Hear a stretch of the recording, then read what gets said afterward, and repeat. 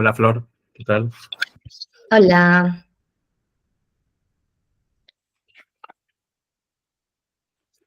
Son dos que van a estar presentes. Flor. Sí, sí, siempre acompañada por Génova.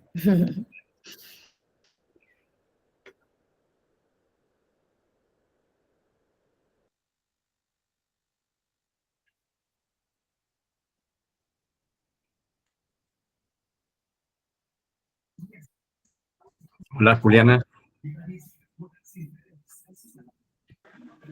Hola, ¿qué tal? Buenas tardes.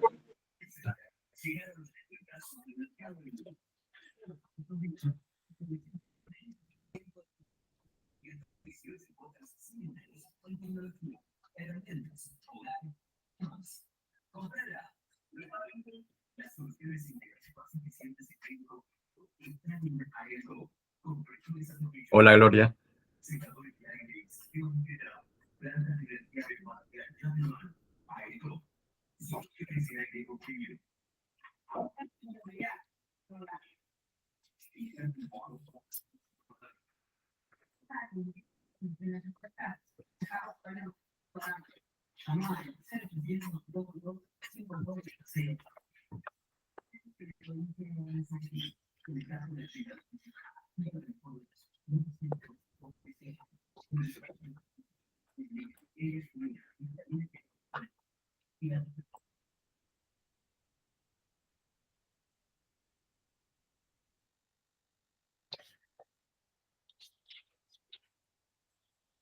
Bueno, antes de empezar, había cuenta que hay gente a la cual algunas se conocen entre sí y otras no. Les propongo que se puedan ir presentando cada uno de ustedes y comentar qué es lo que hacen, de manera tal que el resto sepan en qué anda cada uno. Amy, te veo Hola, primero. sí, me tocó. Hola, buenas. Yo soy Amy, soy de Neuquén y trabajo en consultorio hace un tiempo. Eh, Ahora decidí retomar un poquito más fuerte, así que me vi en la necesidad de volver a estudiar un poco también, por eso estoy aquí. Gracias, Amy. Anaí. Hola, bueno, hay parte que ya conozco, algunos, la gran mayoría. Bueno, mi nombre es Anaí, yo soy estudiante de psicopedagogía y también trabajo en el Ministerio de Educación de la provincia. Alberto.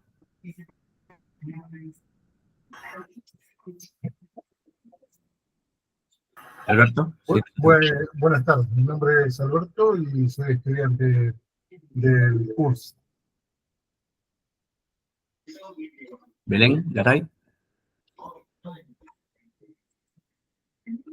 Hola, yo soy Belén Garay, soy psicopedagoga y trabajo en clínica más que nada con niños con discapacidad y soy orientadora educacional también en Patagones. Norma. Sí, yo soy Norma, bueno, trabajé muchos años en un hospital, vivo en la ciudad de Buenos Aires, trabajé mucho tiempo en el Hospital Tobar García, hasta que me jubilé, bueno, y sigo trabajando en consultorio. Y bueno, siempre está bueno dar segundas, terceras, cuartas lecturas a lo que uno ya ha leído y bueno, empieza a ver de otra manera. Gracias, Norma. Bruno. Bueno, mi nombre es Bruno, soy psicólogo, trabajo actualmente en el equipo interdisciplinario de Foro de Familia en Neuquén. Gracias. Roxana Méndez. Bueno, mi nombre es Roxana y actualmente estoy en educación y tengo otro tipo de trabajo de asesoría técnica en el Senado de la Provincia de Buenos Aires. Flor. Disculpen que no prendo la cámara, pero es que no funciona bien. por ese motivo. Bueno, hola, me llamo Flor Gastaminza, soy licenciada, profesora y estoy haciendo el doctorado en psicología. Me vine a vivir a Viedma hace ya 2 años, pero como seguí trabajando como docente y como investigadora en los espacios de la Universidad de San Martín, me quedé como bastante desenganchada, estoy desenganchada con respecto a los colegas de la comarca. Primero me gustaría, también me convoca mucho conocerle estos espacios, y además que no solo me dedico a la docencia, a la investigación, sino que también estoy con consultorio privado, especialmente con niñas y adolescentes. Gracias. Juliana. Hola, buenas tardes. Mi nombre es Juliana. Yo soy profesora en psicopedagogía, recibida en el curso y estoy estudiando la licenciatura en psicopedagogía. Vivo en Puerto Madryn y trabajo como tutora en una escuela secundaria acompañando las trayectorias escolares de mis alumnos que son adolescentes. Gloria.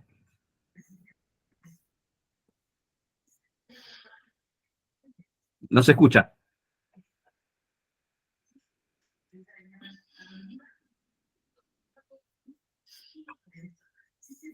A ver, mientras arreglas el problema, seguimos. Jimena, nos estamos presentando, vos sentaste recién, así que simplemente para presentarte y decir qué es lo que haces. Estás muteada.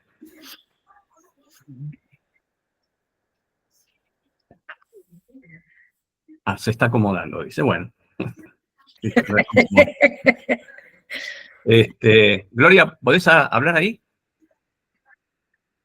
Salí y volví a entrar.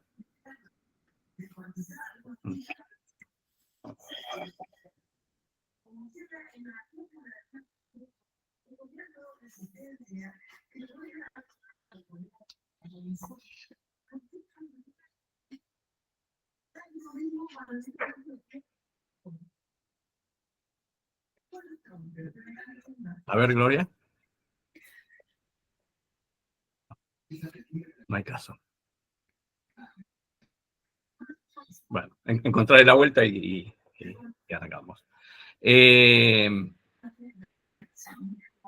Bueno. A ver. En principio, quería hacer una pequeña introducción antes de empezar con la apertura del seminario, que es en relación a poder ubicar temporalmente y conceptualmente. Pensemos que el seminario se dio entre fines de 1953, principio, y 1954, el desarrollo de 1954. ¿En qué es lo que estaba pasando y cómo se ubica en ese momento Lacan? ¿No?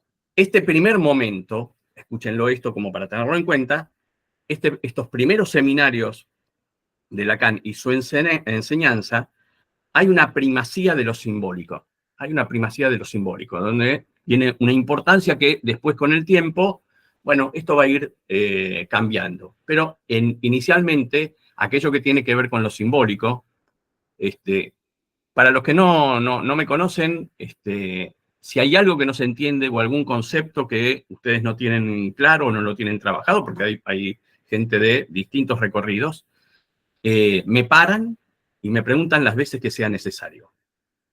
Les decía que es una primacía allí de lo simbólico y que se da en un contexto en el cual en 1939 había muerto Freud y la IPA, la Internacional del Psicoanálisis, estaba teniendo una serie de cambios en cuanto al abordaje y había dos grandes escuelas con las cuales Lacan discute en sus seminarios, discute críticamente. Estas escuelas son la escuela inglesa o kleiniana, ¿no? De Melanie Klein, si bien Lacan hace muchos cuestionamientos a la escuela kleiniana, sí retoma y valida una serie de elementos, fundamentalmente lo que tiene que ver con el concepto de fantasma en Klein, que él lo va a tomar para rediseñarlo. Otra gran escuela que que tenía una enorme importancia en ese momento era la escuela americana o la de la psicología del yo, ¿no? Había grandes analistas como Hartman, Chris, Loewenstein, y Lacan es crítico justamente a esta escuela americana. La mayor virulencia, digamos, de su enseñanza es justamente cuestionando el concepto de yo autónomo. El yo autónomo es el elemento, digamos, es el horizonte a llegar por parte de un fin de análisis pensado desde la escuela americana, desde la escuela de la psicología del yo. Bueno, Lacan toma, entre otras cosas, una posición sumamente crítica y, como lo vamos a ver después, va a ir desarrollando el devenir de un análisis y fundamentalmente el fin de análisis desde otra conceptualización. Estamos haciendo una pequeña introducción simplemente en esto, después lo desarrollamos. Por eso él insta a lo que llamó en ese momento una nueva lectura de Freud, o el retorno a Freud, ¿no? ¿Por qué retorno a Freud? Justamente él decía de no leerlo de manera repetitiva, sino de poderlo leer haciendo hincapié en lo que es una lectura simbólica de Freud. No en la literalidad, ni siquiera tampoco en los elementos que estas escuelas post-freudianas venían desarrollando.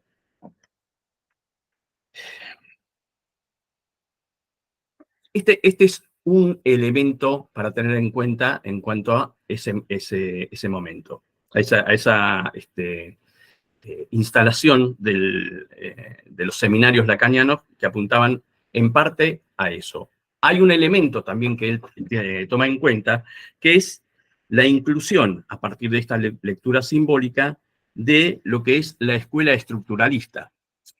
La escuela estructuralista tiene un desarrollo muy importante a partir de la década del 1946, que es donde aparecen los textos de Bourbaki.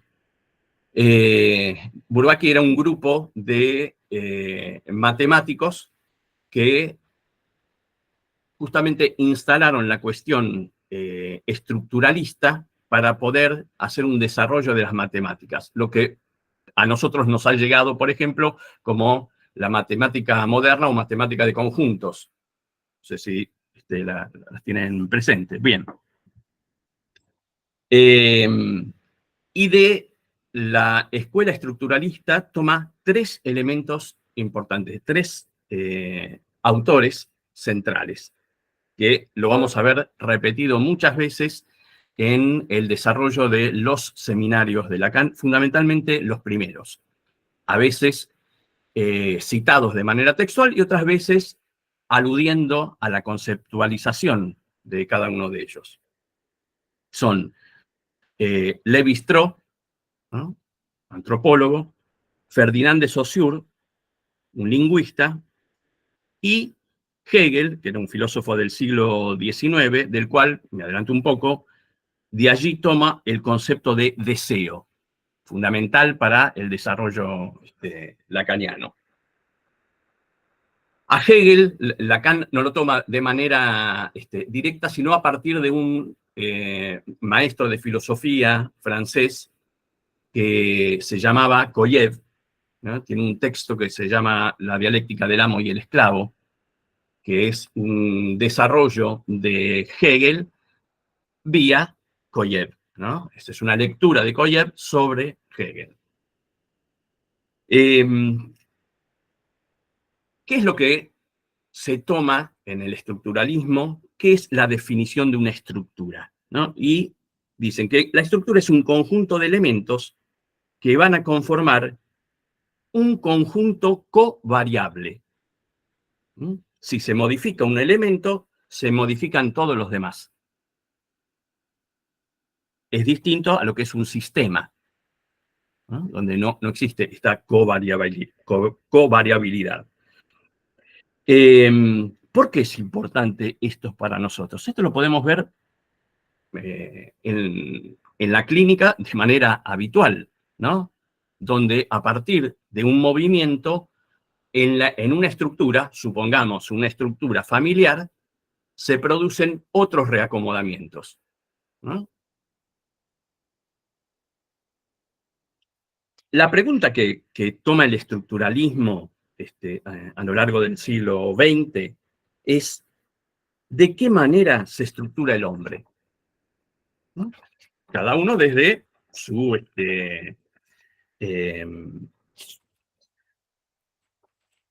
disciplina. Lévi-Strauss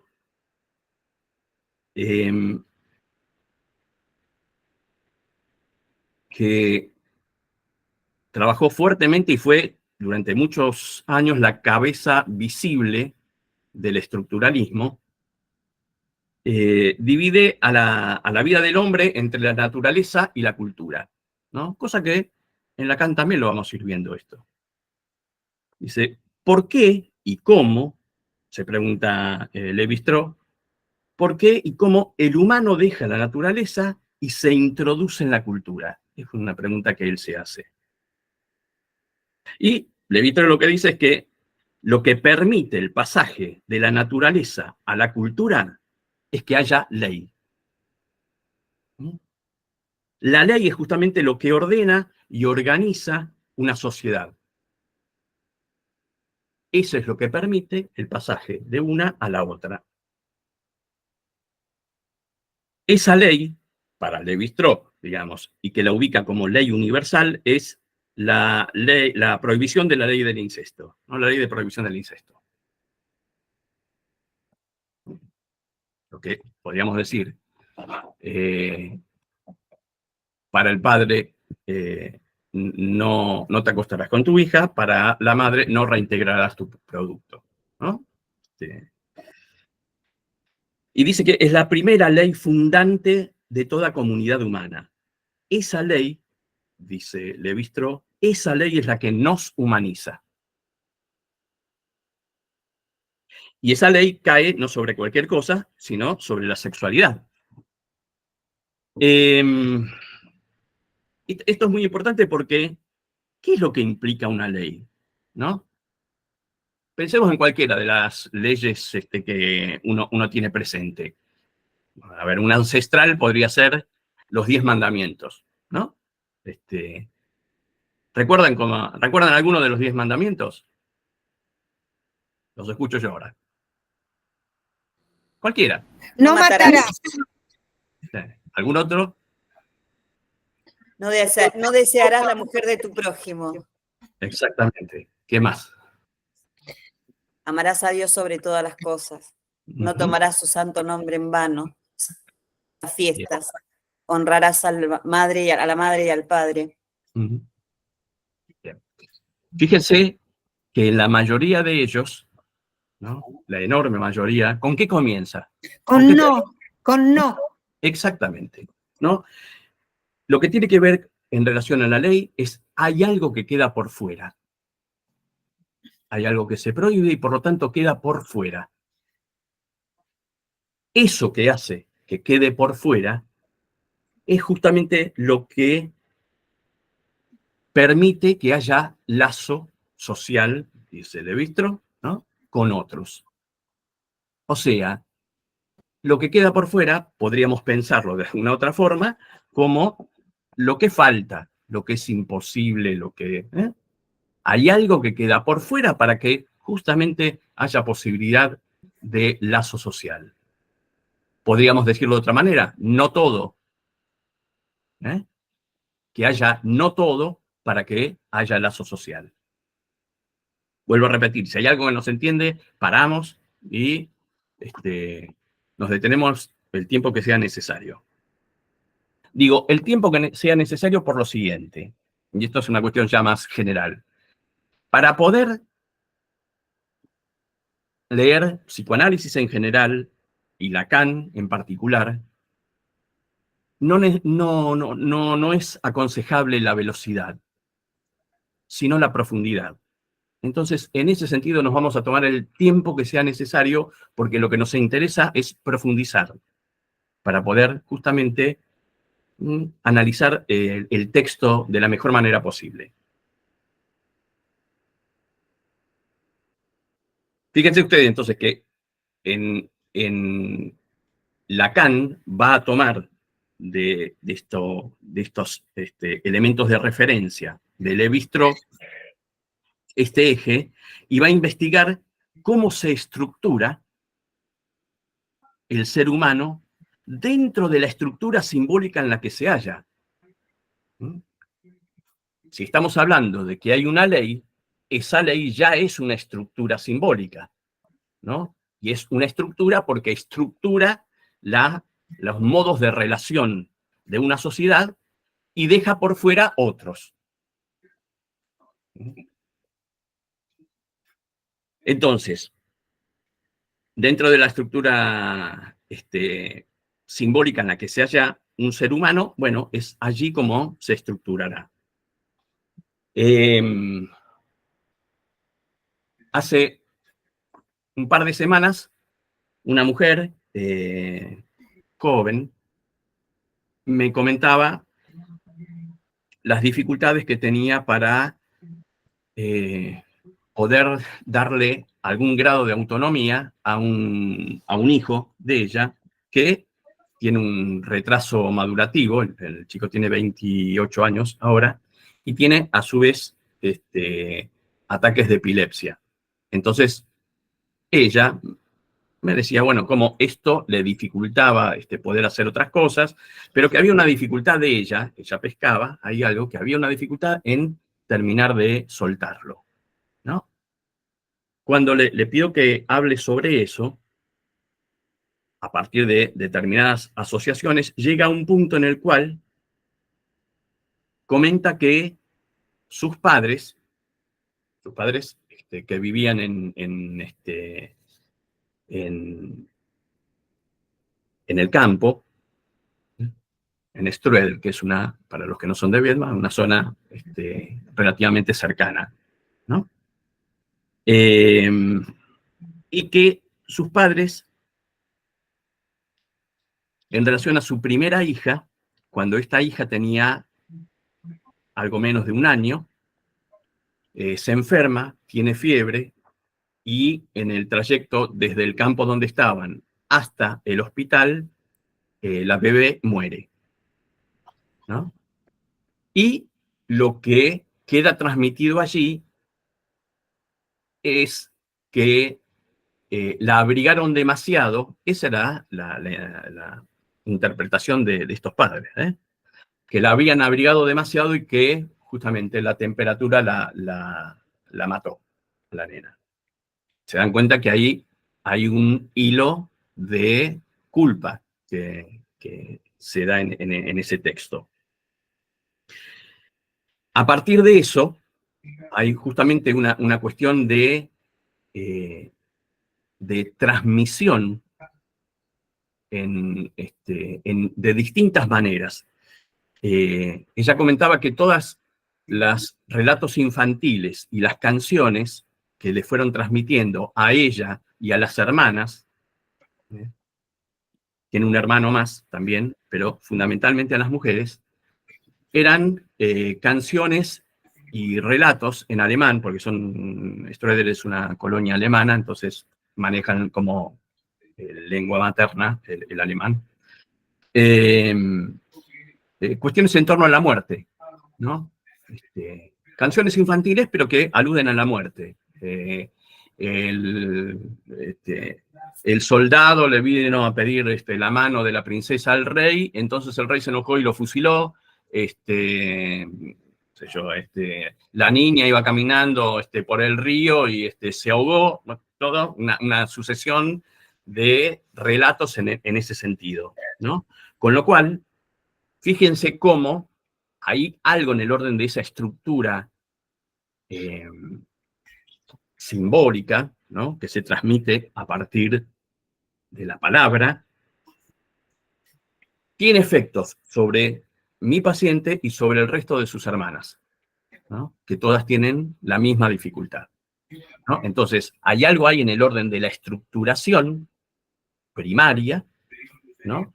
Que ubica al sujeto en relación a esa estructuración. Pues lo vamos a ir precisando un poco más.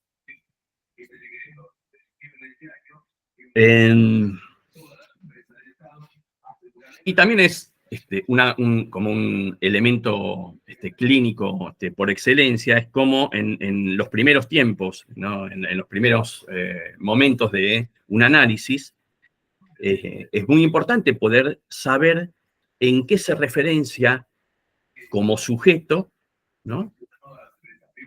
Y qué deseo lo estructuró a ese sujeto como tal.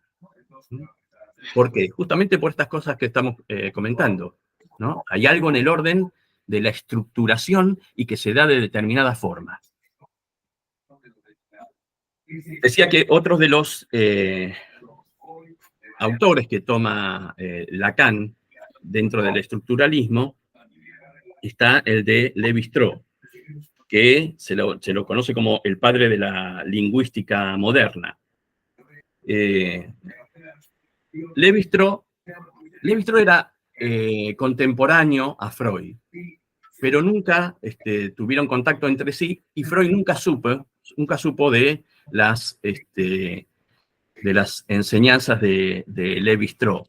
De hecho, él no escribió ningún libro porque murió joven, murió a los 33 años, pero sus alumnos reunieron los seminarios que reunieron y escribieron, reescribieron los seminarios de lingüística general, que uno lo puede ubicar, digamos, ahora como un texto y que es, la verdad que es muy interesante poderlo leer. Bien. Lévi-Strauss determina que entre la palabra y la cosa, la relación es arbitraria. Entre la palabra lentes y este objeto, la relación de uno al otro es arbitrario, no es natural. ¿No? Y hace una separación lingüística que es muy importante, y esto lo va a tomar Lacan, entre significante y significado. Hace lo siguiente. A ver.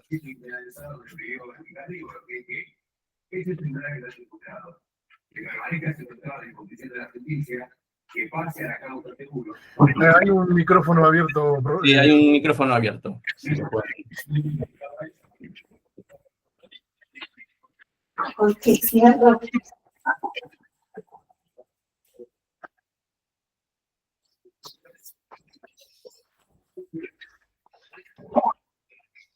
a ver si se ve. Lévi-Strauss hace una diferenciación entre significado y significante, ¿no? Y trabaja sobre la direccionalidad del sentido, ¿no? Lo que él dice, Lévi-Strauss dice que entre el objeto casa, ¿no? Y el significante casa, la relación que hay es una relación artificial, es una relación impuesta socialmente, ¿no? Lacan va a tomar esto, pero va a hacer una inversión de los términos. Él va a hacer lo siguiente.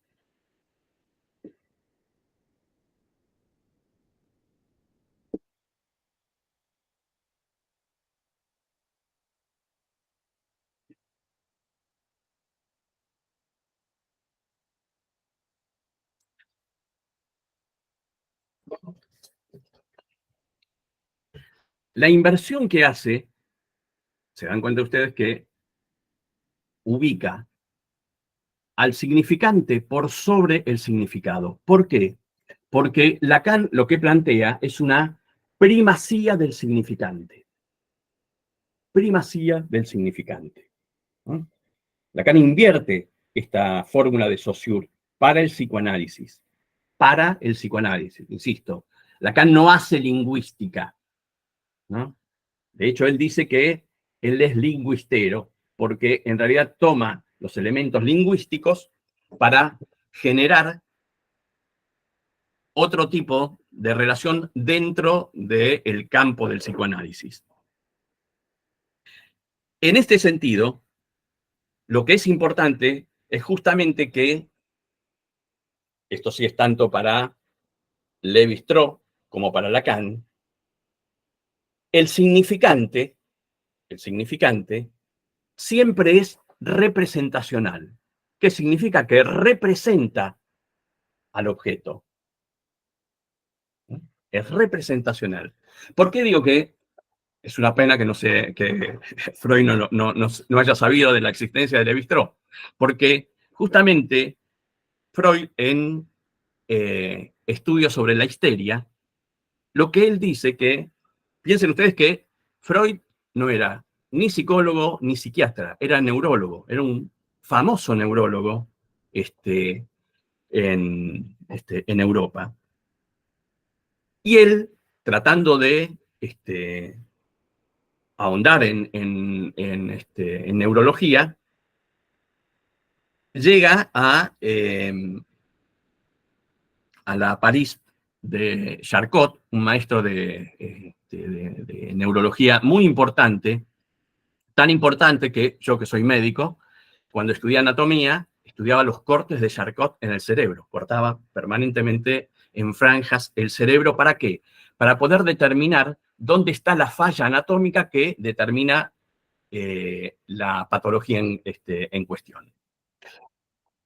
Para eso también varios cerebros fueron cortados para poder ubicar cuál era el elemento anatómico que hacía que las histéricas, que eran internadas en las salas de neurología, para poder determinar cuál era la falla anatómica que ponía en juego esa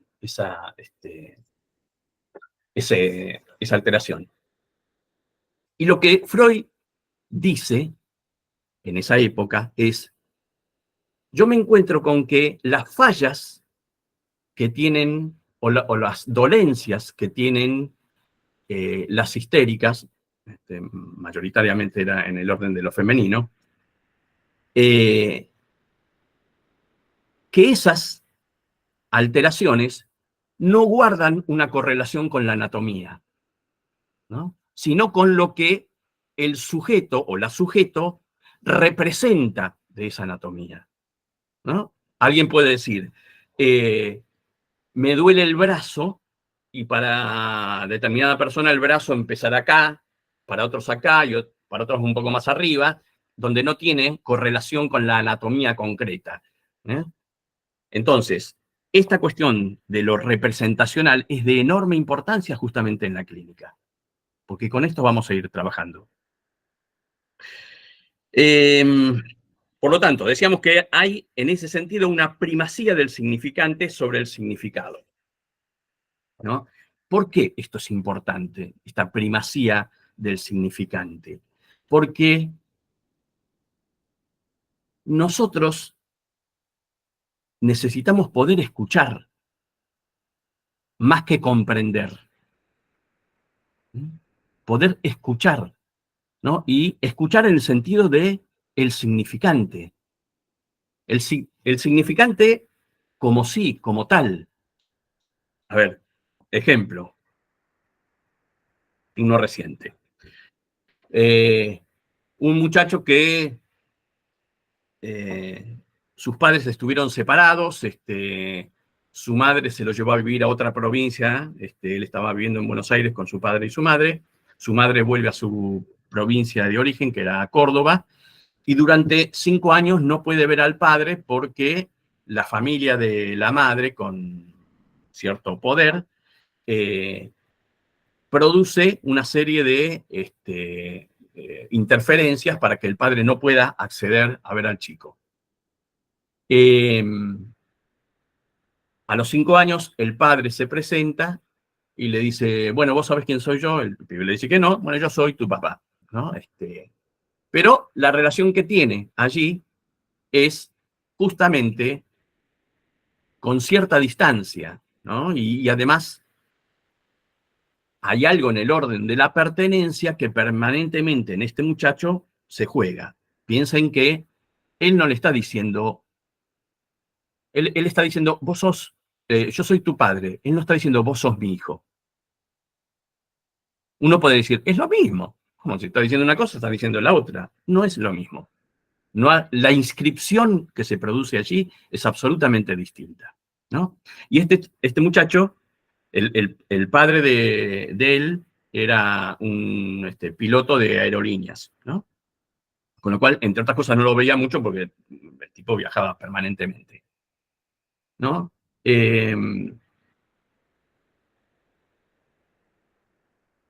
él dice que cuando quiere lograr algo, siempre le falta algo al envión, ¿no? Dice, siempre le falta algo al envión.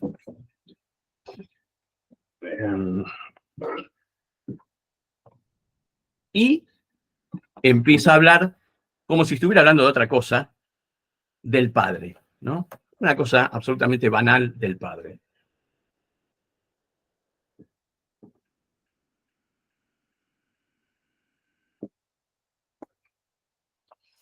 Entonces, lo que yo le digo es, a ver si se ve acá, lo que falta es una A.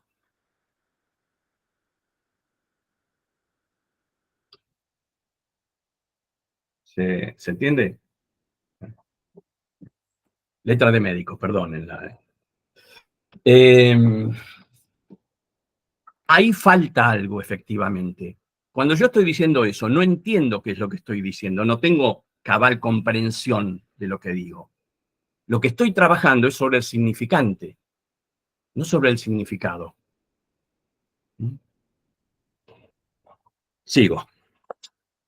El significante, tomado esto también de Lévi-Strauss, el significante dice, marca el sentido y cambia el significado, ¿no? Y esto lo toma plenamente Lacan, no solamente lo toma, sino que lo radicaliza en ese punto, ¿no? Por ejemplo, si yo digo casa, como hicimos recién, cada uno de ustedes tendrá una idea de casa, ¿no? Seguramente cada uno de ustedes distinta de esa casa. Si yo digo casa materna, ahí se resignifica lo que estoy diciendo. Si yo digo casa propia o casa blanca o casa rosada, la palabra casa se resignifica. ¿Con qué se resignifica? Con el otro significante. En este caso, materno, propia, blanca, rosada, ¿no? Si yo digo la casa blanca, y lo dejo allí, tiene un sentido. Si yo digo la casa blanca que está a la vuelta de la escuela, estoy volviendo a resignificar. ¿Por qué? Porque justamente el significado adviene en función de la interacción de los significantes. Por eso nos interesa justamente el significante como tal. Perdón. Sí, dale. Ahí me perdí cuando el significante viene, cuando hablaste de eso, porque estabas diciendo de la resignificación y que un significante viene a... Ahí me perdí, hiciste un juego de palabras a resignificar y no sé qué otra y... Claro, digamos, en la cadena significante, uno lee en función de la totalidad de lectura que se hace. Un significante por sí solo, en realidad no significa nada, ¿no? Significa en relación a los otros. Mira, hay un ejemplo que es muy interesante de Norberto Rabinovich, que se lo recomiendo. Hay un libro que se llama los nombres del padre o el nombre del padre, no lo tengo muy presente, pero ubiquen si quieren Norberto Rabinovich. Y él utiliza un ejemplo que es muy interesante para poder pensar cuál es el lugar del significante como tal y la diferencia entre significante y signo, ¿no? Él dice, supongamos, arbitrariamente, ¿no?, que hay una tribu en la cual para cada elemento hay una palabra determinada, ¿no? Por lo tanto, si yo digo cielo, es el cielo, si digo sol, es el sol, si digo árbol, es árbol, y no hay duda de qué estoy hablando. Supongamos, dice Norberto Rabinovich en una segunda instancia, que nace un primogénito del rey, el cacique, y le pone a su hijo como nombre Sol. A partir de ese momento, dice, cuando alguien dice Sol, va a tener que aclarar Sol como el astro rey, ¿no? O Sol como el hijo del cacique, ¿no? En ese primer tiempo mítico, obviamente, de lo que estábamos hablando son de signos, porque representan, digamos, son esa cosa, digamos, ¿no? Tienen pleno valor sobre esa cosa. En un segundo momento, la articulación de significantes hace que ese sentido pleno se pierda. Para poder entender de qué estoy hablando, tengo que unirlo a otros significantes. ¿Se entiende? Justamente en ese sentido... Es la famosa cadena de significantes. ¿Cómo? Perdón. Es la cadena de significantes que se va formando. Exactamente. Por eso también, una cuestión que, aparte ya que estamos, lo hacemos ahora, y me voy a adelantar un poco a lo que después, más adelante, va a decir Lacan. Lacan dice que, a ver si se ve aquí, que un significante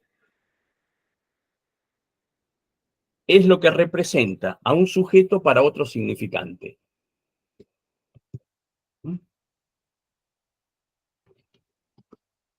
¿Qué significa eso? Y esto es muy importante en la clínica, porque en el desarrollo de los significantes es donde adviene algo en el orden del sujeto.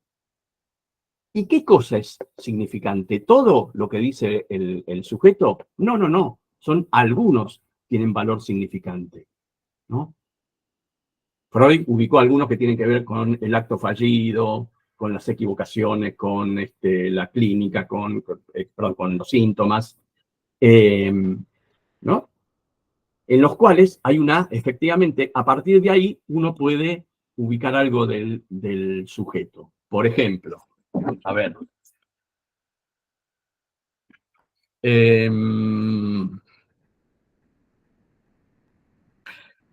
Hoy estamos hablando de esta paciente que tenía dificultades para poder soltar a su hijo, ¿no? En su ejercicio de la maternidad.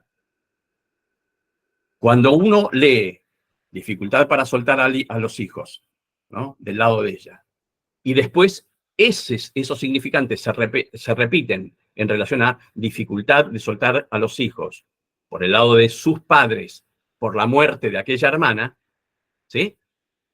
Entre dificultad para soltar a los hijos y dificultad para soltar a los hijos, que es lo que se repite, adviene algo del sujeto. Esto es lo que aparece como síntoma para esta mujer.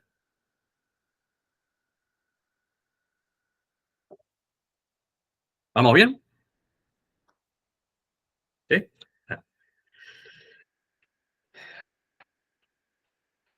Lo que va a tomar, a su vez, Lacan fuertemente en relación a la estructura lingüística es que él va a decir que el inconsciente, en ese sentido, ya no va a ser un reservorio de significados o de objetos, ¿no? Sino que justamente que el inconsciente va a estar estructurado, nuevamente, ¿no? La palabra de estructura, va a estar estructurado por un lenguaje. O sea, va a estar estructurado con las leyes del lenguaje, ¿no? ¿Cuáles son esas leyes del lenguaje? Freud había tomado algo de esto sin, insisto, tener el concepto de lingüística, sobre condensación y desplazamiento, ¿no? Para Lacan lo reformula, y lo reformula en términos lingüísticos, como metáfora y metonimia, ¿sí? Que son figuras del discurso. En ese sentido, el significante ordena el lugar de cada sujeto en la estructura.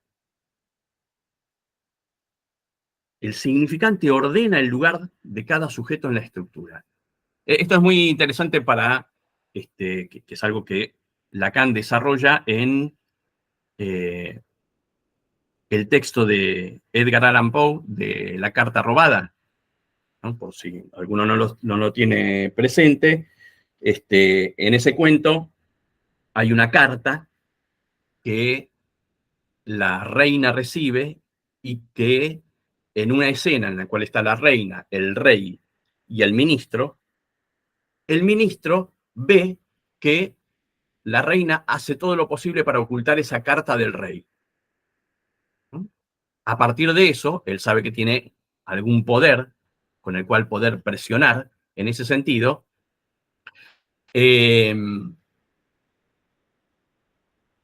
Se hace de la carta de la reina. La reina, que no quiere que esto salga a la luz,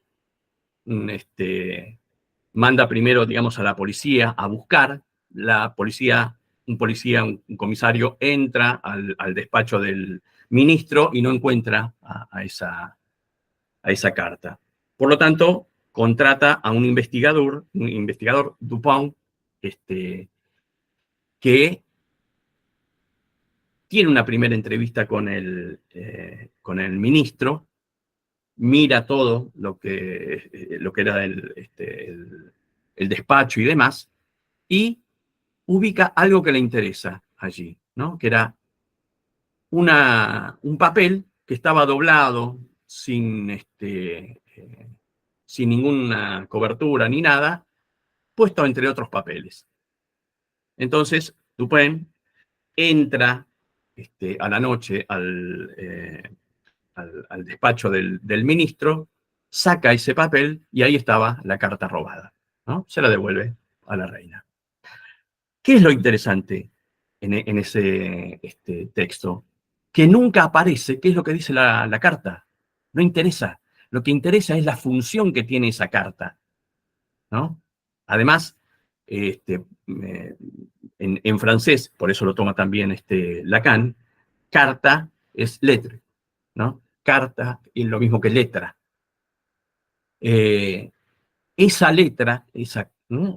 Iba circulando allí independientemente del significado. Tenía un valor para cada uno que lo tenía. Entonces, eso se va resignificando, digamos, en relación a qué posición tiene cada uno, en este caso, cada uno con la carta, ¿no? Podemos pensarlos en términos clínicos. ¿Qué relación puede tener, qué sé yo, los hijos de un padre violento, por ejemplo, en relación a cómo se ubicaban en función de ese padre violento?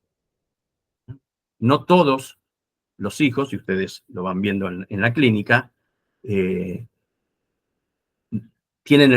produce el mismo efecto, ¿no? De acuerdo a cómo está ubicado, va generando, para decirlo más adecuadamente, va estructurándose de una manera determinada.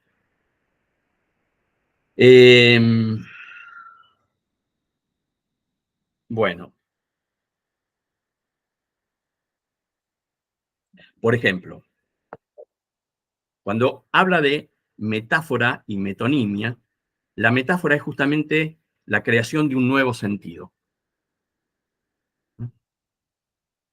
La creación de un nuevo sentido, ustedes lo pueden tomar de, por ejemplo, la poesía, ¿no? Donde un elemento lingüístico, un significante determinado que en la vida cotidiana tiene un sentido, bueno, por algún viraje poético, digamos, se le crea, esa es la poiesis, se le crea un significado nuevo.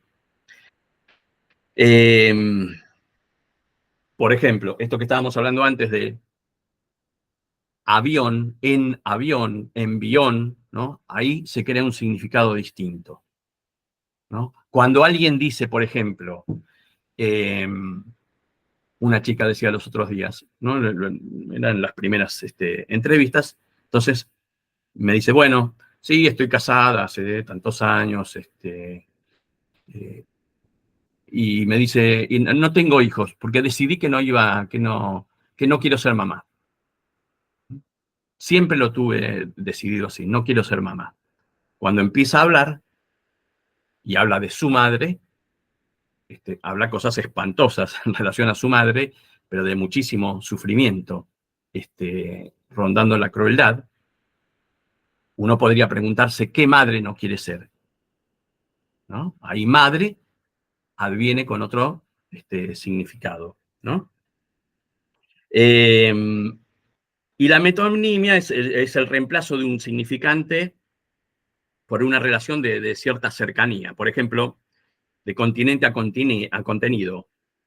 Cuando alguien dice, voy a tomar una copa, no es que se va a tomar la copa, literalmente, sino que está aludiendo a lo que está en el interior, ¿no? El contenido, ¿no? No el continente. O sea, ahí el continente reemplaza al contenido. O una representación de una parte por el todo. Por ejemplo, veo una vela en el horizonte, como para poder decir que está viniendo un barco, ¿no? Ahí la vela, la parte, representa el todo, el barco. Un ejemplo de metonimia en la clínica, hace unos años una mujer con una fobia cristalizada muy importante comentaba que todas las calles, ¿no? Tenía que pasarlas con mucha rapidez porque sentía muchísimo miedo, inseguridad, no podía mantenerse, mucha ansiedad, y que los recorridos que ella hacía siempre tenían que tener una plaza de aquí de Viedma. La plaza es la Plaza San Martín, ¿no? Cuando ella empieza a hablar, o en realidad yo le pido asociaciones sobre eso, que se le ocurre, no, San Martín, el padre de la patria, ¿no? Allí San Martín, por metonimia, se corre como representante de padre, ¿no? Hay algo ahí de ese lugar de padre que para esta mujer tenía un valor de calma, de pacificación, ¿no? Ahora, ustedes se dan cuenta que estamos hablando siempre de significantes. Porque si la plaza se hubiera llamado Alsina, por poner algún otro nombre, esa misma plaza no hubiera tenido tal vez la misma significación para esta mujer. ¿Mm? Es que por algo justamente eligió esa plaza. Claro, bueno, justamente. Justamente su valor de significante ahí, cómo se ubica ella frente a eso. Así es. ¿No? Así es. Entonces, retomando lo anterior, si el inconsciente está estructurado como un lenguaje, ¿no? En significantes, esto significa que se vacía de significación. Está vaciado de significación. ¿Por qué estoy diciendo esto? Porque cuando alguien está hablando, si nosotros vamos corriendo detrás del significado, estamos corriendo atrás de algo absolutamente inviable, que es lo que hacemos en las charlas cotidianas. Normalmente hacemos como que nos entendemos todos, ¿no? Y Hacemos una convención en la cual entendemos lo que el otro está diciendo. Y está bien, si no estaríamos todos locos. En este punto, justamente, nuestro trabajo como analistas es apuntar al significante. Porque justamente el significante, entre un significante y otro significante, es ahí donde adviene el sujeto.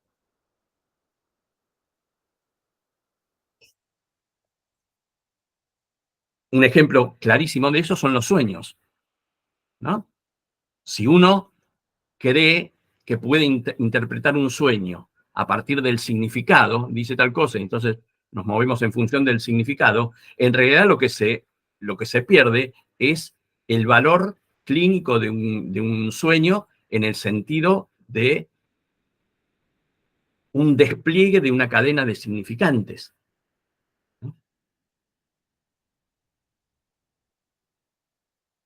Y si decimos, vamos a darle una vueltita más a esto, que el inconsciente está estructurado como un lenguaje,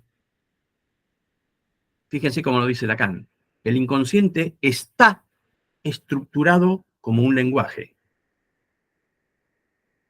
Lo dice en tiempo presente. ¿Por qué? Porque justamente se está creando en ese momento. Es en ese momento donde adviene como inconsciente. No es una bolsa de cosas que está ahí y que uno mete la mano y saca, ¿no? Mágicamente. Sino que se crea en ese momento. Cuando aparece un acto fallido, ese acto fallido está apareciendo ahí. Es en ese momento donde aparece el inconsciente, ¿no? El inconsciente está estructurado como un lenguaje. O sea, no es ni una bolsa de recuerdos, ni rememoraciones, ni significados que están allí desde antes que uno pudiera escuchar eso, sino que se crea ahí. Se crea ahí. En ese momento. Los síntomas, sueños, actos fallidos están constituidos por el otro, ¿no? Por el gran otro, ¿no? El gran otro es justamente para cuando Lacan alude al gran otro, puede aparecer allí como función materna, función paterna en otros momentos, como la cultura, ¿no? Como todo aquello que estructura al sujeto.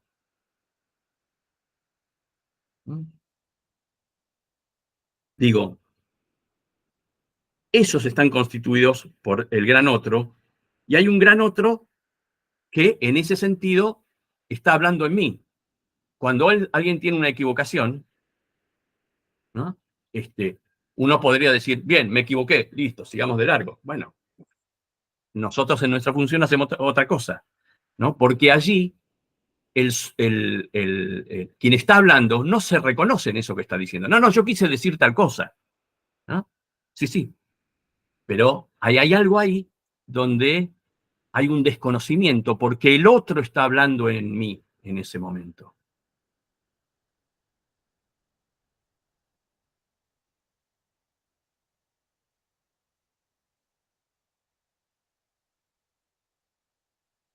Querer saber, por ejemplo, qué está diciendo un sueño, en realidad es querer saber de mí como sujeto. ¿No? Cuando uno quiere saber, quiere saber de sí como sujeto. Pero esto no es a partir del psicoanálisis. Lecturas de lectores del sueño, que interpretaban el sueño, existían desde la antigüedad. ¿No? Digo, en ese punto, cuando querer saber sobre eso, ¿no? Querer saber como sujeto de eso, ya implica un sujeto tomado por la cadena de significantes. ¿Por qué? Porque sabe que algo está hablando en él. ¿Mm? Lo digo de otra manera, lo digo de esta forma para entenderlo, después lo vamos a profundizar y modificar un poco, que es no está hablando el yo con el manejo consciente, ¿no? Algo está hablando en mí, podríamos decir, ¿no? Que yo desconozco. Y esto de enorme importancia porque efectivamente tiene que ver con que no hay allí una unidad, ¿no? No estamos hablando de un hombre indivisible, ¿no? Sino que justamente que está dividido. Y si nos fijamos bien, está dividido por el significante, por las palabras, ¿no? Algo está hablando en mí. Entonces, en ese punto también, el sujeto, como tal, es un efecto de la cadena significante.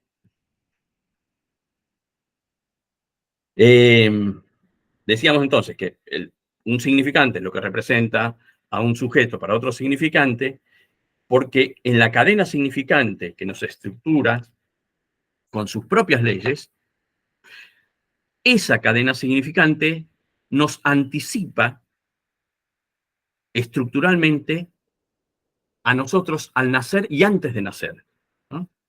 Donde dentro de la cadena de significantes del otro,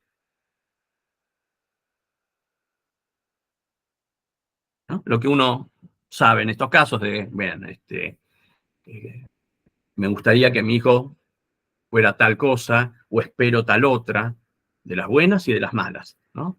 Que van estructurando a ese niño por llegar o que ha llegado, ¿no? Esa cadena de significantes es quien va a ir estructurando a ese futuro sujeto. Decíamos entonces que nos quedaba un tercer autor, que es Hegel, ¿no? Que insisto, en Lacan es Hegel a partir de Koyev. Hegel también se preguntaba por la constitución del hombre y por la relación del hombre con el mundo. ¿No? La constitución. Hegel dice, hay un primer momento en donde el hombre se opone al mundo en actitud pasiva y contemplativa, y lo llama la conciencia en sí del hombre. Y hay un segundo momento, dice Hegel, que es el momento para sí del hombre. En ese segundo momento, de para sí del hombre, es donde el hombre, dice Hegel, toma conciencia de sí mismo. En el primer momento, la conciencia en sí del hombre, en ese primer momento, el sujeto es absorbido por lo contemplado. ¿No? Dice, se pierde en el objeto conocido y se olvida de sí.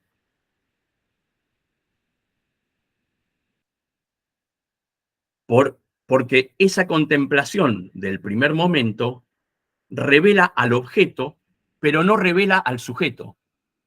¿Le suena algo a esto? En relación justamente a la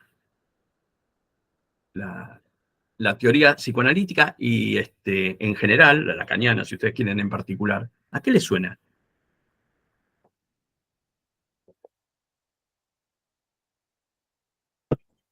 ¿Qué les parece?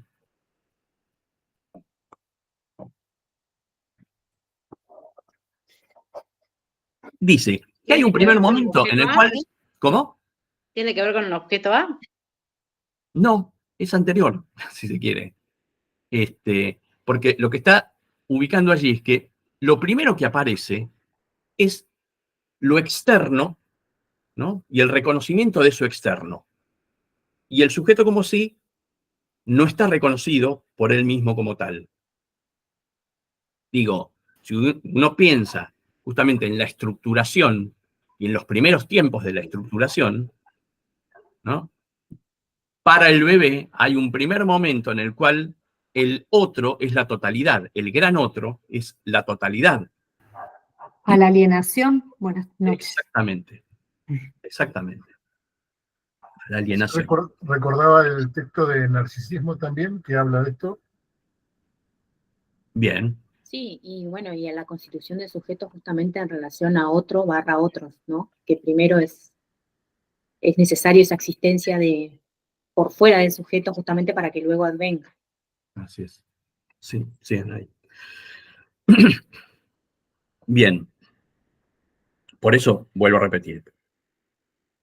Por esa contemplación del primer momento revela al objeto, pero no al sujeto. ¿Mm?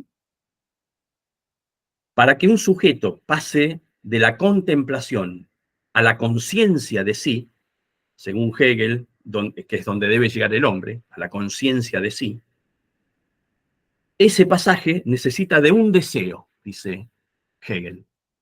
Fíjense que es un término que lo vamos a tomar muchas veces. Y para Hegel, el deseo humano se debe fijar en un objeto no natural. Para que sea deseo humano, ¿no? Debe ser un objeto no natural, no de la naturaleza, vamos a decirlo. ¿No? ¿Y qué es un objeto no natural? Se pregunta Hegel, y dice, algo que supere la realidad misma. Dice, no es la comida, ni los bienes materiales, ni nada de eso. ¿No? Un objeto no natural, y el objeto no natural por excelencia es el deseo. Con lo cual, acá se nos complica un poco más, pero va a resonar en los oídos más o menos colonizados por Lacan, digamos, pero dice, el objeto no natural por excelencia entonces es el deseo. Para pasar de la etapa contemplativa a la conciencia de sí, se necesita entonces, ¿qué tipo de deseo?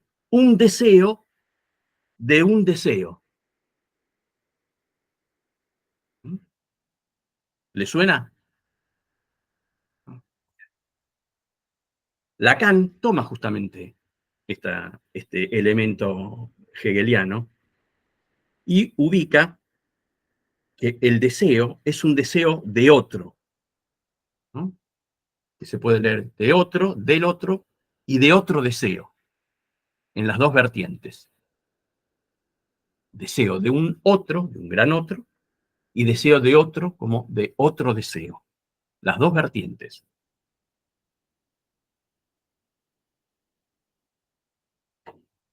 Esperamos entonces tener el deseo del otro, dice Hegel, y ese tipo de deseo solo se vive en un rebaño, dice Hegel.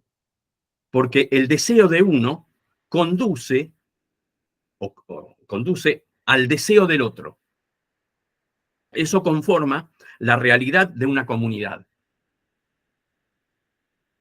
¿Se entiende?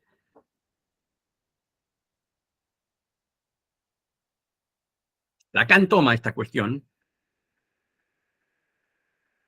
para dos grandes formulaciones en principio. El deseo es el deseo del otro, que es lo que estábamos diciendo antes, y el deseo es deseo de otro deseo, ¿no? Este desdoblamiento que estábamos hablando. En definitiva, los humanos desean, lo que desean es seguir deseando, ¿no? Y esto en las dos grandes presentaciones clínicas de la neurosis obsesiva y en la histeria, se ve con mucha claridad, ¿no? Y bueno, esto se funda en la idea primera de Hegel, de que no hay un objeto adecuado para un deseo. Esto también suena, ¿no? No hay un objeto adecuado para un deseo. ¿Qué implica eso? Que si no hay un objeto adecuado para un deseo, uno está deseando permanentemente porque jamás se colma, ¿no? Pensemos en oposición, otros me lo han escuchado ya esto, pero algunos, hay gente nueva, entonces pensemos la diferenciación justamente entre el instinto y el deseo, ¿no? En el instinto animal, ese instinto está marcado a priori, ¿eh? Está marcado por la genética. El animal desea a priori lo que ya está marcado en él. No hay instancias entre su deseo y el objeto. Entonces, ese instinto marca ya cuál es el objeto. Hay un objeto adecuado, con el cual calma ese instinto. En el ser humano, esa relación directa con la naturaleza que sí tienen los animales está perdida. ¿Y por qué está perdida? Está perdida justamente por la inclusión, por el ingreso al lenguaje y del lenguaje.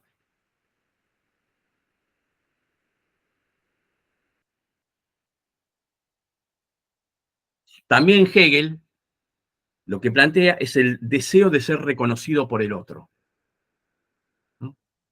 Y ese reconocimiento por el otro implica el deseo de dominar al otro. Todo esto es Hegel, digamos. De ahí se deriva la conocida dialéctica del amo y del esclavo. El amo necesita del esclavo para ser reconocido como amo. Pero el reconocimiento, ese reconocimiento del esclavo, no le sirve porque el esclavo, como tal, no tiene un valor humano, ¿no? Está cosificado, ¿no? Entonces, tendría que ser reconocido por otro amo, pero ahí hay una dificultad, ¿no? Porque eso es imposible. ¿Por qué? Porque si reconoce al otro como amo, deja, por lo tanto, de ser un amo, pasa a ser un esclavo en esa dialéctica, ¿no? En esa pelea por el reconocimiento, que Hegel la llama como una pelea por puro prestigio, puede ser muchas veces a muerte, ¿no? Por ejemplo, entre amos. Basta leer las noticias internacionales y nacionales también, como para poder darse cuenta de eso. Entonces, el amo es quien está dispuesto a sostener a muerte su posición, dice Hegel. El esclavo, para dejar de ser esclavo, también tendría que ganar a muerte su posición, porque tendría que, ¿no?, doblegar al amo. Y Hegel dice, el futuro en realidad es del esclavo, porque es el único que puede cambiar de posición. El amo no, porque ya es amo, ¿no? Esto es interesante para poderlo leer no solamente en la línea de Lacan, sino que esta idea de Hegel, esta idea hegeliana, es la que toman Marx y Engels, ¿eh?, para la lucha del proletariado, ¿no?, en un símil al esclavo, donde ineludiblemente el esclavo vencerá, el obrero tomará el poder, etcétera, etcétera. Bueno, Lacan hace una serie de críticas a Hegel, lo toma, pero hace una serie de críticas. La primera crítica que hace a Hegel es la de conciencia de sí. ¿Por qué? Porque el sujeto, dice Lacan, no es dueño de sus propios actos. Es lo que estábamos hablando hace un rato, ¿no? El sujeto se constituye en una relación de absoluta dependencia a un otro, ¿no? Y cuando uno tiene un acto fallido, un síntoma, etcétera, etcétera, ¿no?, hay algo allí donde pone en claro que uno no tiene absoluta conciencia de sí, que era a lo que Hegel de alguna manera apuntaba en algún momento. El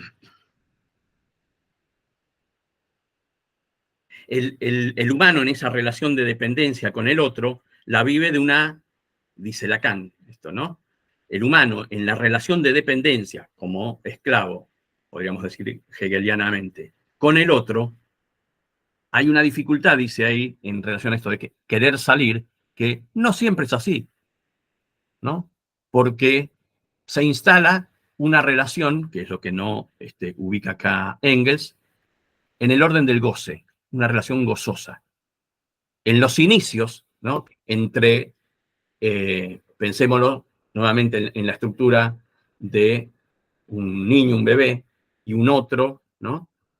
Esa relación que se produce entre uno y otro está sostenida por el goce. ¿Mm? Hay un goce mutuo. Por eso no es tan fácil querer dejar esa posición. Otra crítica de Lacan a Hegel es la relación a la dialéctica del amo y del esclavo, ¿no? En función de esto que veníamos hablando.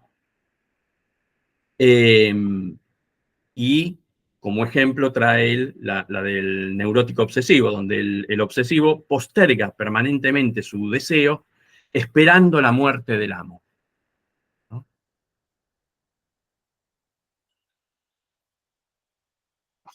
Bien.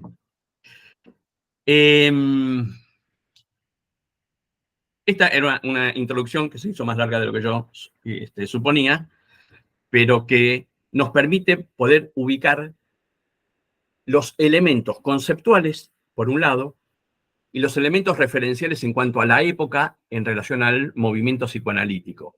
¿Dónde está hablando y por qué está hablando Lacan estas cosas? Les propongo que tomemos el texto en la apertura del seminario. Es algo muy cortito, de 2 páginas y pico. ¿Lo tienen a mano? Bien. Él dice, el maestro interrumpe el silencio con cualquier cosa, un sarcasmo, una patada. Así procede en la técnica Zen el maestro budista en la búsqueda del sentido. Ahí ya hay un elemento que nos tiene que hacer pensar. Está hablando de se busca un sentido, ¿no? A los alumnos les toca buscar la respuesta a sus propias preguntas. El maestro no enseña ex cátedra una ciencia ya constituida, da la respuesta cuando los alumnos están a punto de encontrarla.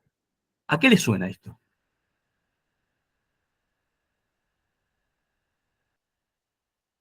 En la clínica, ¿a qué les suena esto? Puede ser cuando el analista interpreta algo. Sí, ¿tá? Pero esa interpretación, lo interesante en esto es justamente porque lo que está hablando ahí es del sentido y algo en relación al saber. Sí, a mí me suena al sujeto supuesto saber, digamos. Bueno. La suposición de saber que en realidad propia de... Exactamente, ¿no? Como dice Anaí, hay algo ahí en la suposición del saber, ¿no? Que se juega en este punto donde ese saber, que es supuesto al analista por parte del sujeto, en realidad se despliega en la cadena de significantes del sujeto. ¿Mm? Allí donde el sujeto relata a dónde está llegando su discurso, es donde se produce la intervención del analista, ¿no? Haciendo una lectura de eso. Dice, esta enseñanza es un rechazo de todo sistema. Acá, nuevamente, prestar atención. Está hablando de sistema. O sea, un rechazo de sistema. Si es un rechazo de sistema, hay algo en el orden de la estructura que está empezando a aparecer en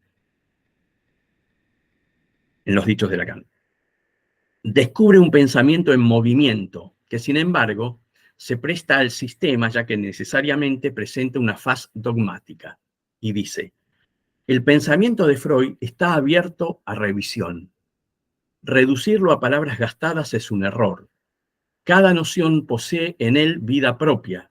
Esto precisamente es lo que se llama dialéctica, ¿no? Y esto es importantísimo porque y esto va a recorrer toda la enseñanza de Lacan, del primer seminario al último seminario, ¿no? Donde la lectura justamente es una lectura siempre abierta a revisión, ¿eh? No a palabras que puedan decir de una única manera el texto. ¿Por qué Lacan transmitió de esa forma? Porque lo que él decía es que justamente esa manera de transmisión era un movimiento moebiano que se calza con la clínica. Donde lo que es necesario poder allí es poder escuchar no las palabras gastadas, en este caso podríamos decir el significado. ¿No? Si yo escucho, yo decidí que no quiero ser madre, me puedo quedar con el sentido que teóricamente me está transmitiendo. Pero madre allí adviene con valor significante en la medida que ella puede desplegar otra cosa.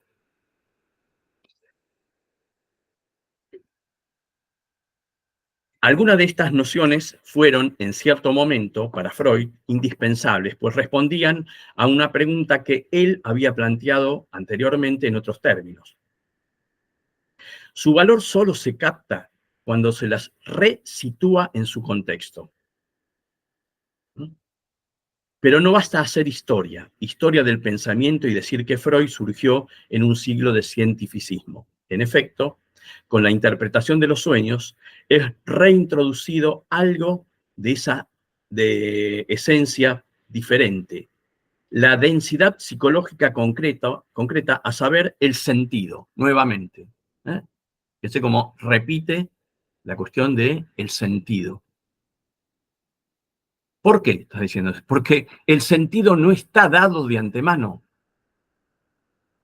Es una construcción. Y es lo que es necesario poder escuchar.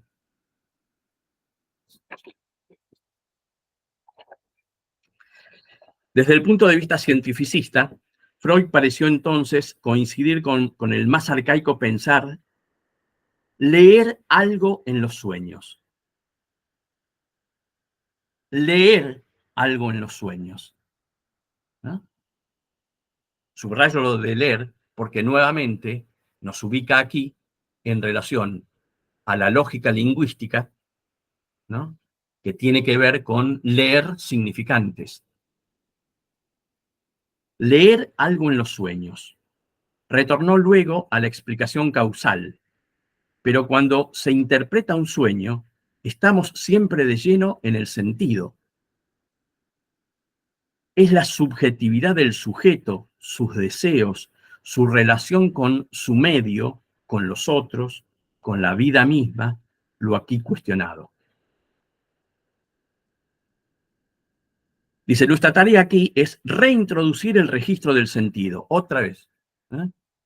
Es la cuarta vez que está nombrando el mismo término. Nuestra tarea aquí es reintroducir el registro del sentido, que habla de registro. Más adelante va a tener importancia eso. Registro que debe ser reintegrado a su nivel propio. Y acá empieza a hablar de médicos y químicos que estaban en una escuela que llamaba fisicalismo. Y habla de Brück, Helmholtz, es Ludwig Helmholtz, y Dubois-Reymond. Los primeros eran alemanes, el segundo era francés, ¿no? Helmholtz es el que creó, entre otras cosas, ay,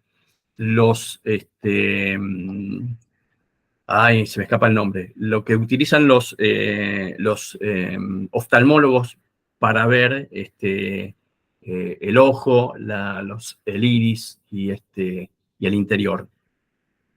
¿Si alguien se acuerda? Bueno.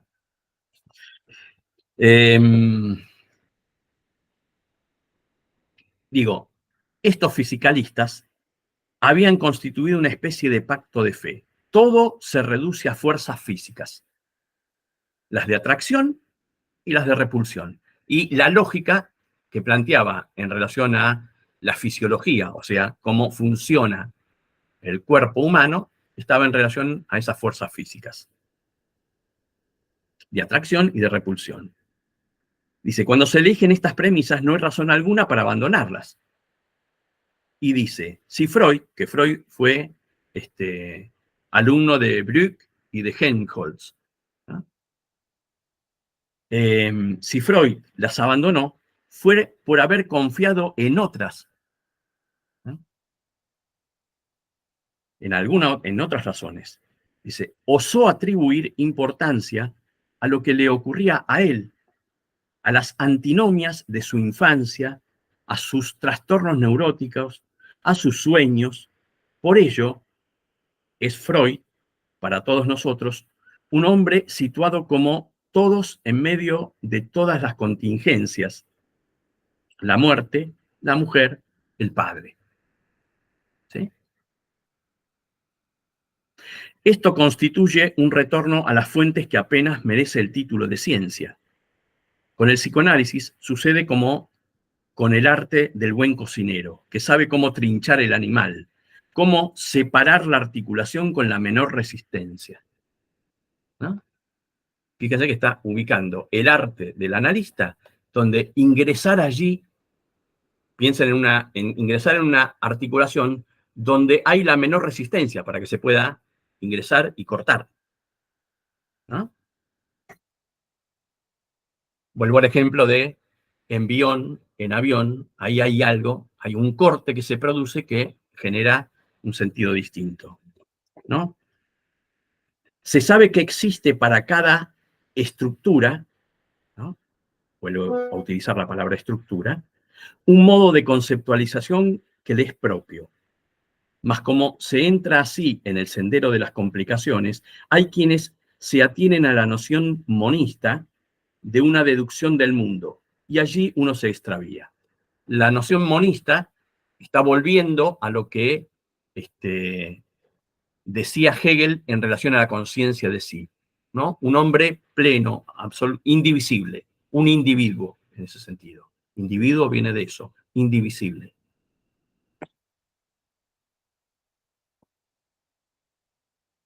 Es preciso entender que no disecamos con cuchillos. En realidad, la palabra no es disecamos. Disecar es disecar las carnes, que hacen los taxonomistas, ¿no? El texto en Staferla, en francés, es diseccionamos. La disección es justamente poder separar una cosa de la otra.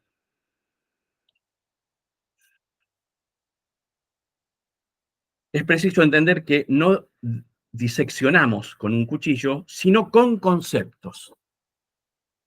Con conceptos. No surgen de la experiencia humana, si así fuera, estarían bien construidos.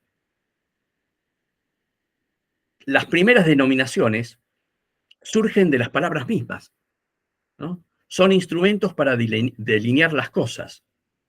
Toda ciencia, entonces, permanece largo tiempo en la oscuridad, enredada en el lenguaje. ¿Qué está diciendo? Que para poder actuar necesitamos conceptualizar. Por eso es imprescindible leer permanentemente, porque el trabajo nuestro justamente es poder conceptualizar para poder entender en qué campo estamos actuando, ¿no?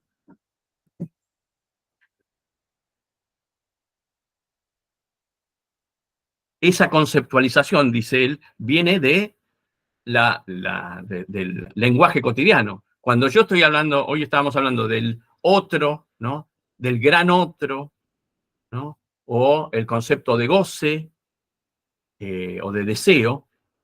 Esos conceptos valen para nuestra formación como analistas y para nuestra función y trabajo como analista. Esas conceptualizaciones nos sirven para otros ámbitos. Recién veíamos lo que implicaba para Hegel. Son cosas distintas, ¿no? Bien. Las primeras denominaciones surgen entonces de las palabras mismas. Son instrumentos para delinear las cosas. Toda ciencia entonces permanece largo tiempo en la oscuridad enredada en el lenguaje. En primer lugar, existe un lenguaje ya acabado del que nos servimos cual si fuese una mala herramienta, ¿no? De vez en cuando se producen vuelcos y utiliza, bueno, dice, del flogisto al oxígeno, por ejemplo, había una teoría en el siglo XVII que los cuerpos tomaban fuego, se encendían, porque había un elemento interno indisoluble de esos cuerpos que se llamaba flogisto. Lavoisier que es un químico que, genial, que resolvió millones de cosas, ubicó que no era ningún elemento propio de los cuerpos, sino que lo que producía la llama era el oxígeno, ¿no?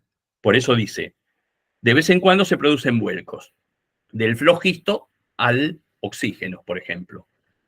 Pues Lavoisier contribuye a la vez con el flogisto y con el concepto correcto, el oxígeno.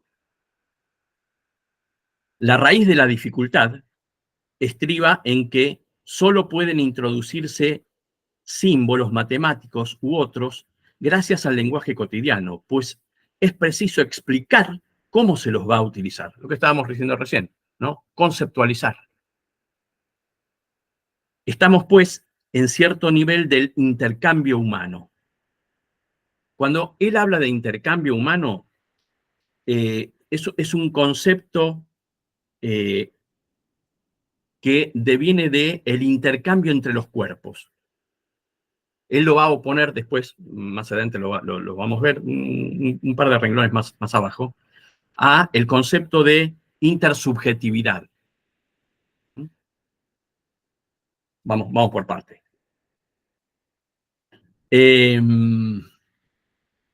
Dice, estamos pues en cierto nivel del intercambio humano, en este caso en el nivel del terapeuta.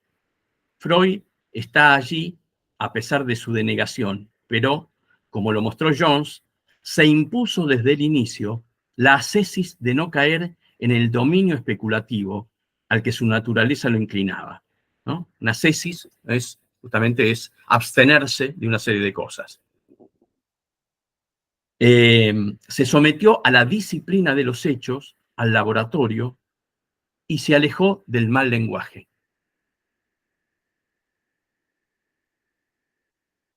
Es muy interesante para poder ir leyendo en Freud los primeros textos, ¿no? Donde efectivamente no aparecen muchos conceptos. Es más, aparecen bastante pocos conceptos como tal, ¿no? Y se vale del lenguaje general. Cuando él habla de inconsciente, ahí, en los primeros momentos, no hace una división, como más adelante lo puede hacer, en cuanto a la conceptualización, justamente, del inconsciente. Toman la palabra inconsciente como estaba en el vulgo, incluso con la interacción con algunos otros conceptos. Él toma el concepto de inconsciente, no el de subconsciente. ¿Ah? Él dice, no es algo por debajo o inferior o de un rango menor. Más bien es todo lo contrario, ¿no?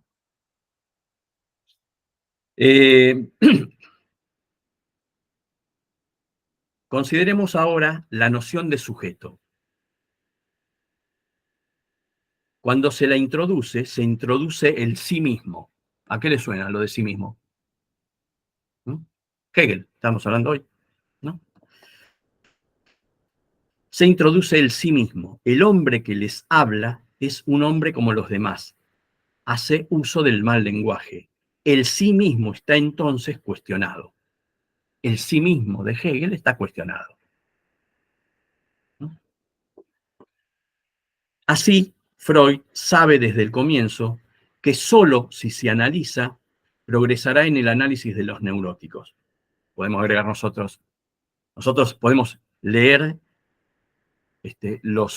todos los seminarios de Lacan, toda la producción psicoanalítica que a ustedes se les ocurra, pero si ustedes no se analizan de esto, lo único que van a tener es un saber referencial.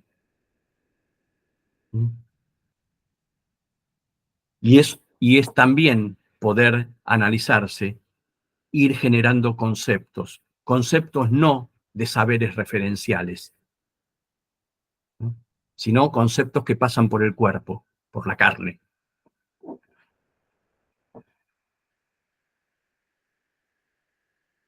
La importancia creciente actualmente atribuida a la contratransferencia implica el reconocimiento de que en el análisis no solo está el paciente, hay dos y no solamente dos.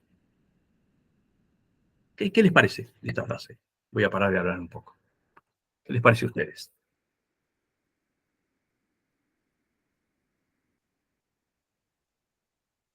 A la cadena de significantes en la que aparece el sujeto.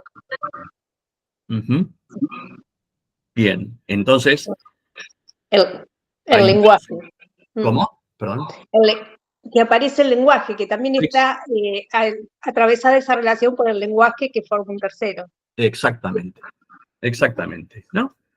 Entonces, la importancia creciente actualmente atribuida a la contratransferencia va a ser muy crítico en relación a la clínica de la contratransferencia que se daba en los postfreudianos, implica el reconocimiento de que en el análisis no solo está el paciente, hay dos, y no solamente dos, ¿no? Como decían ustedes.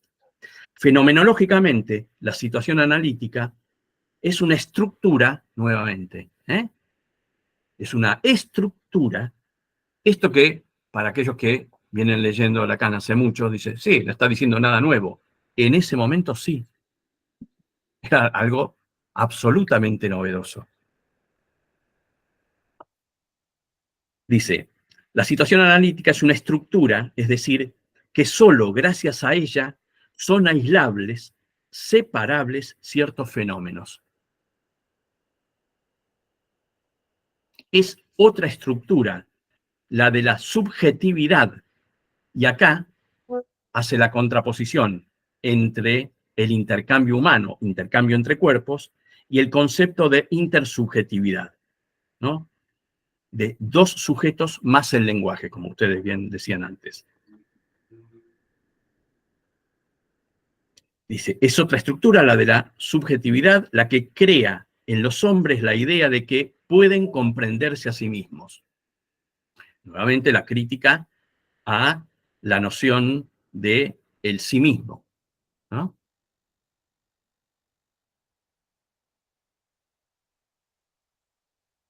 Dice, ser neurótico puede ser útil para llegar a ser un buen psicoanalista. Y al comienzo, esto le sirvió a Freud. Producimos sentidos, contrasentidos, sinsentidos, como Monsieur Jourdain y su prosa.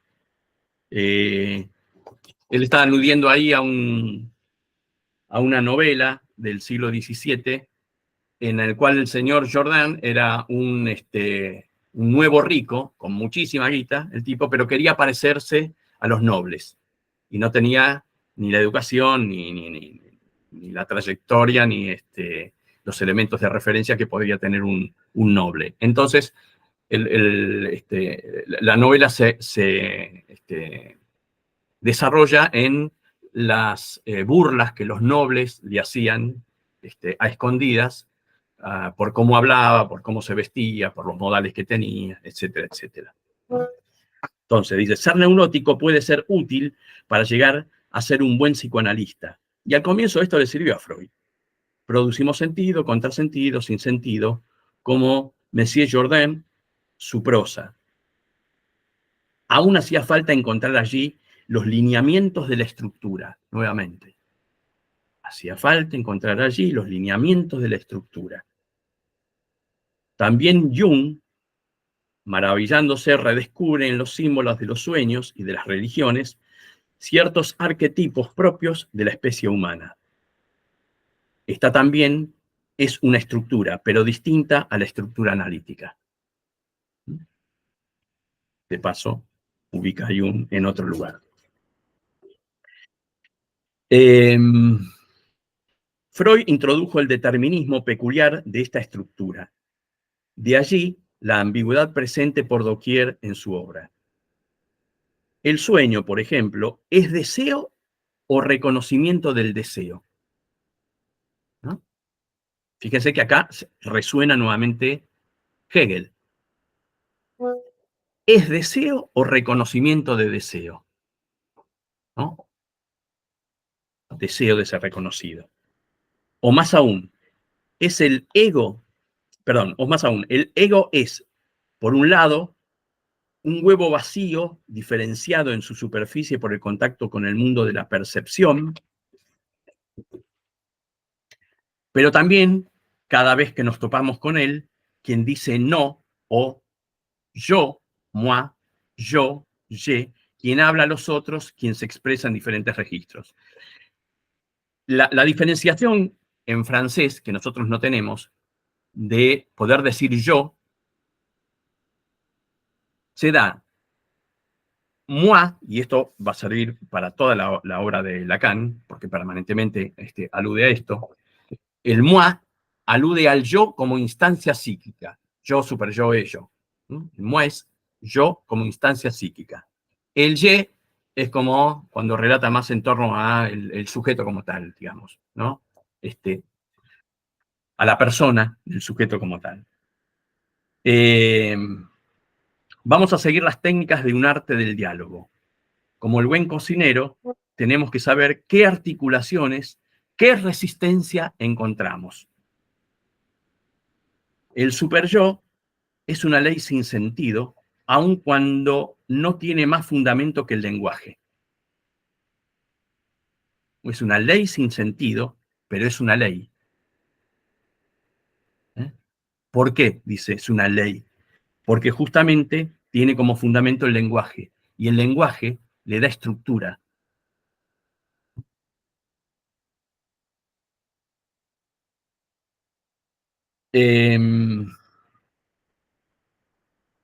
Si digo, tú irás hacia la derecha, es para permitir al otro acordar su lenguaje con el mío. Pienso en lo que está pensando en el momento en que le hablo.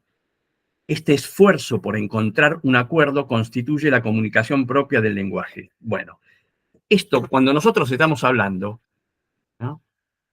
Ustedes están haciendo un esfuerzo para poder entenderme. No porque hable muy difícil, sino porque, y esto sucede en la cotidianeidad, hablando en la panadería, sucede esto, estamos intentando encontrar los elementos que nos permitan a nosotros entender qué es lo que el otro está diciendo. ¿Y entendemos lo que el otro está diciendo? No, es una suposición, ¿no? Anda circulando por las redes sociales, ustedes lo habrán visto, ¿no? Que decir, entre lo que escucho, entre lo que digo y lo que el otro escucho, entre lo que quiero decir y lo que el otro quiere entender, ¿eh? Hay como 11 ítems donde hay una cantidad enorme de desentendimientos, ¿no? ¿Por qué? Porque es propio de la estructura del lenguaje. Nosotros como neuróticos tenemos la ilusión de entendernos en lo que estamos hablando. Por suerte, insisto, ¿no? Tenemos esa ilusión.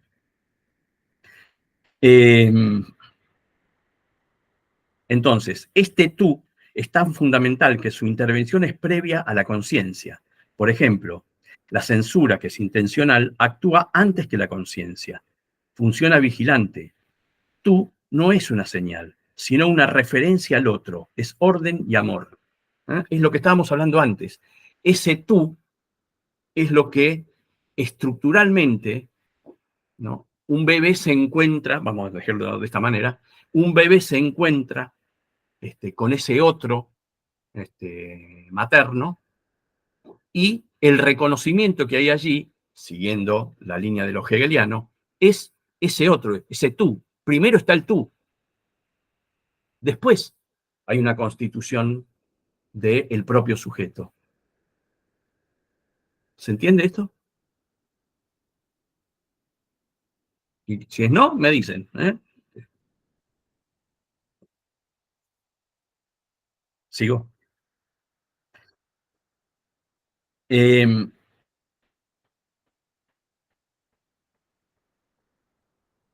Entonces, ese tú es tan fundamental que su intervención es previa a la conciencia, ¿no?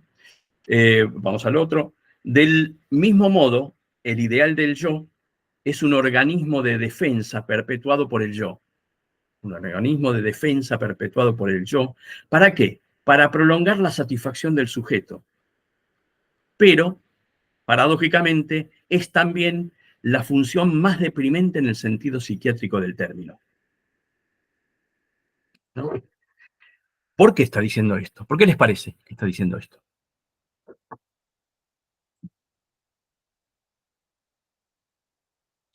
¿Por qué? Suponen que el ideal del yo, que es un organismo de defensa, ¿no?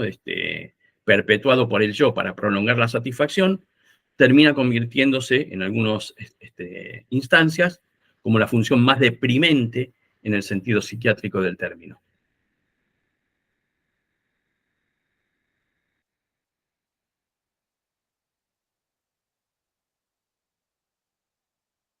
¿Qué hace el ideal? Porque aplasta la posibilidad del deseo, esto de ser un sujeto deseante, ¿No? quedar Digo, alienado al ¿no? ideal. Digo, ese ideal termina aplastando al sujeto. Piensen en, qué sé yo, no sé, la inhibición que a uno le puede producir si, a ver,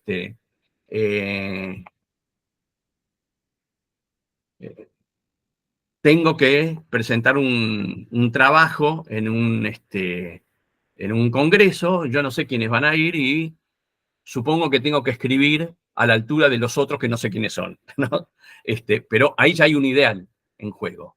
Ese ideal termina generando una inhibición en el sujeto. ¿Eh? Por eso dice que es deprimente. Y esto se puede ver también acá me voy a adelantar varios pueblos, digamos, en lo que Lacan después va a conceptualizar como discurso capitalista, ¿no? El discurso capitalista genera instancias en donde hay una serie de idealizaciones a cumplir, ¿no? Esto es, vos tenés que ser un trabajador eficiente, producir X cantidad de dinero para comprar todos los elementos que te estamos ofreciendo, y si no, sos un fracaso del sistema, ¿no? Digo, esto, leído brutamente como lo estoy diciendo yo, digamos, pero en realidad genera un efecto justamente de melancolización que se ve en los consultorios, ¿no? Se ve palpablemente cómo ese impulso, ¿no? A el consumo, a producir, a ser eficiente, etcétera, etcétera, que en realidad terminan relegando al sujeto al lugar de objeto, ¿no? Ese punto es justamente de melancolización y de los sujetos en cuestión. El ello no es reducible a un puro dato objetivo, a las pulsiones del sujeto. Nunca un análisis culminó en la determinación de tal o cual índice de agresividad o erotismo.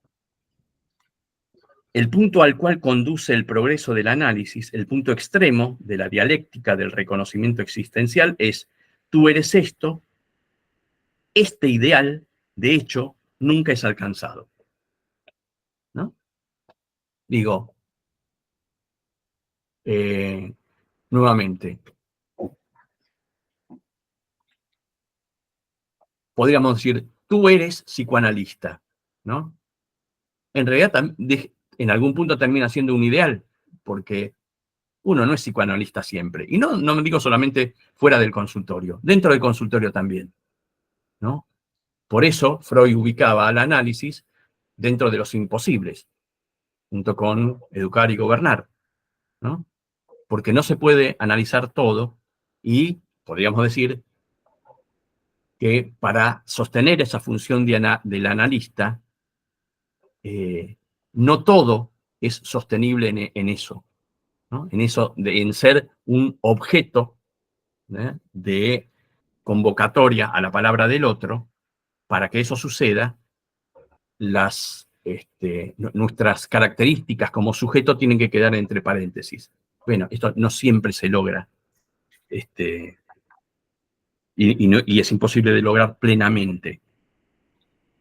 Entonces, el ideal del análisis no es el completo dominio de sí. Nuevamente, le está dando con un caño a Hegel.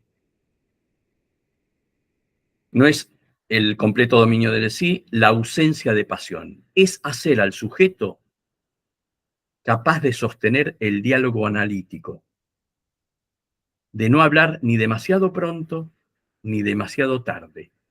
A esto apunta un análisis didáctico. Habla del análisis didáctico porque en la IPA, para ser analista, había que pasar por la instancia del análisis didáctico, ¿no? Donde un analista de la institución te tomaba un análisis y cuando concluías el análisis ese analista decía si estabas en condiciones o no de ser analista.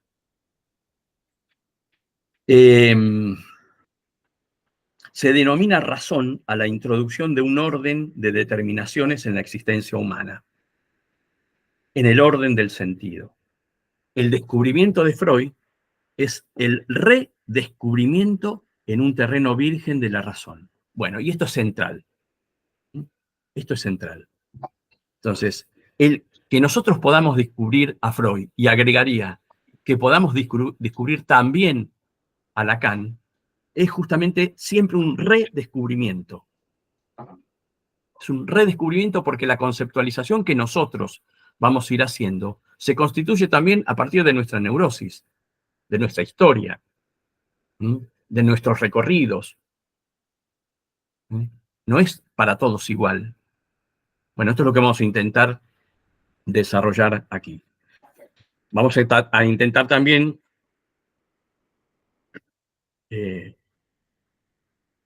hacer de esto un diálogo más fluido. Hoy, en este primer encuentro, yo quería hacer esta introducción inicial e ir puntuando algunos elementos de lo que íbamos leyendo para poder ubicar, así como hablaba Freud, de poder diseccionar, ¿no?, en los lugares adecuados, es poder ir escuchando ahí, estrofa por estrofa, ¿no?, qué es lo que está intentando decir. En este descubrimiento para cada uno de nosotros de lo que está queriendo decir, es donde nos vamos a centrar para poder seguir trabajando el seminario 1, que a ustedes les parece. Bueno, gente, si les parece, el próximo encuentro, déjenme leer aquí, sería el miércoles 18 de septiembre, mismo horario, a las 19. Y vamos a trabajar ya directamente la primera clase, que es Introducción a los comentarios sobre los escritos técnicos de Freud. ¿Sí? Insisto en esto. La idea de que esto sea mensual es para que cada uno de ustedes tenga el tiempo suficiente para poder leer no rápido, sino profundo. Okay. Bueno, gente, un gusto encontrarme con ustedes. Igualmente. Nos vemos entonces el miércoles 18 de septiembre a las 19 horas. Bárbaro. Muchas gracias. Bueno, Gracias. gracias. Hasta luego. Gracias, hasta luego.